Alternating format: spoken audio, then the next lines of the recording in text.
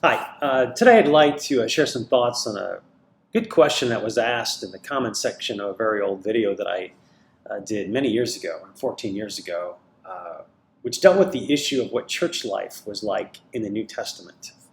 And I'll include a link to that old video at the end of this video.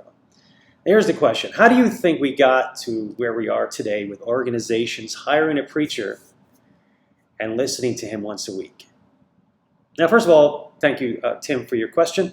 And to answer your question, the origin of this practice that you're asking about was by means of a deviation from New Testament principles in regard to the true nature and purpose of the church gathering.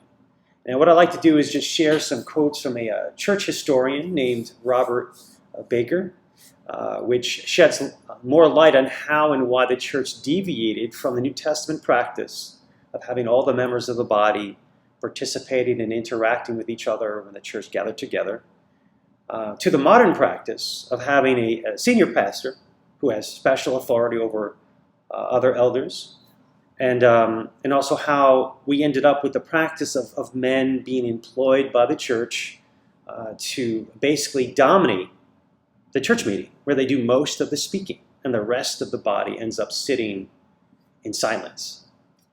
First of all, consider what Robert Baker says about the nature of the body of Christ during the New Testament period. He says, in the New Testament period, the church consisted of the people in a local body. The leaders were on the same level as everyone else, but served because they had been given special gifts by the Spirit. Now, this is correct, and this harmonizes with how the New Testament teaches that church leaders are on the same level as the rest of the body, and they are to use their spiritual gifts when the body gathers, even as the rest of the members should be free to use their spiritual gifts. It's just that the nature of the gifts of the leadership is that of spiritual leadership and teaching, among other things.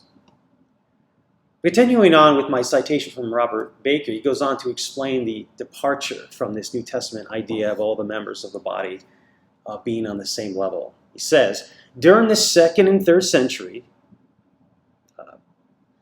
however, this view was entirely changed.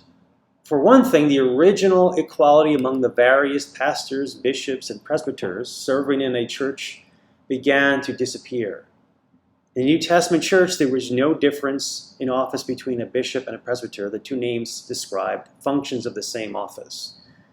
Okay, now this is where it gets very interesting, very significant. He says, early in the 2nd century, one of the ministers began to assume leadership over others, sometimes because of unusual scholarship, strong personality, or maturity.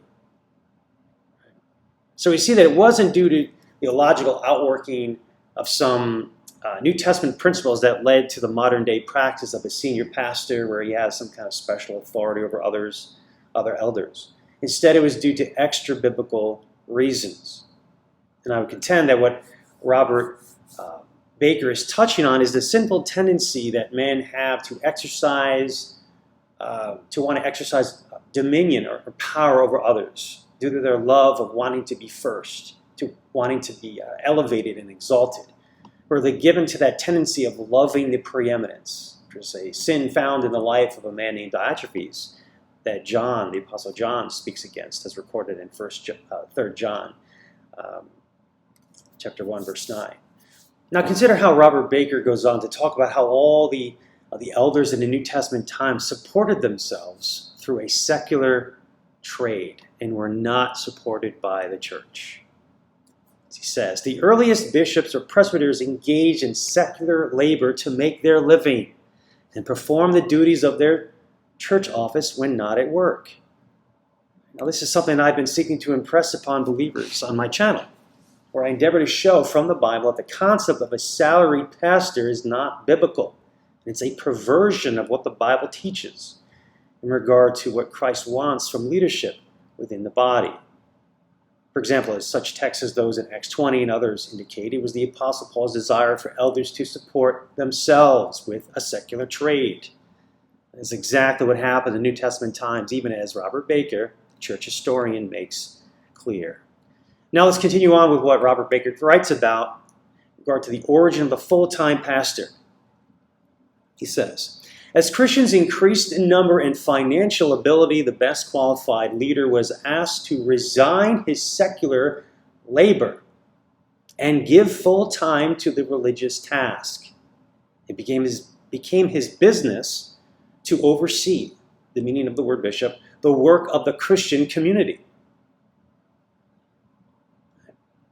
So we see that according to church history, the reason why the concept of the full-time pastor began to be embraced by the church was not because of Christians having their minds enlightened to the true interpretation of 1 Timothy 5:17 about some supposed double honor or salary or wage that the pastor was deserving of. Instead, it was simply due to the fact that there were more Christians who had more money, and some men apparently thought it would be a good idea to have some men dedicate themselves full-time to doing the work of ministry in the church, even though this clearly contradicts New Testament practice and principles, as I have sought to demonstrate in previous teachings.